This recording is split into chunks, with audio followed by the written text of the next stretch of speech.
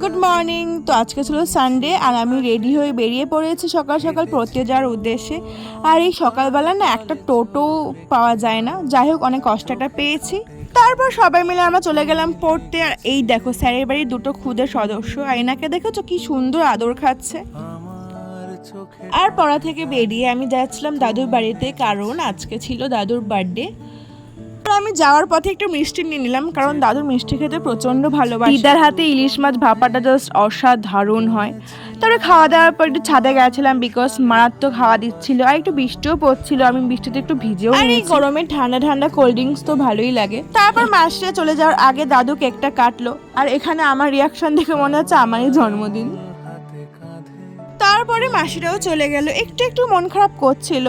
তারপর আবার বিকেল থেকে শুরু হলো ঝমঝমিয়ে। আর এই দেখো কত বড় শামুক, আমি না এই প্রথমবার এত বড় শামুক দেখলাম। মানে আমাদের ওখানে না ছোট ছোট শামুক দেখা যায়, বাট এত বড় আমি প্রথমবার দেখলাম। দিনটা শেষ করলাম ফিশ ফ্রাই দিয়ে। তো দেখা হচ্ছে অন্য একটি ভিডিওতে, বাই।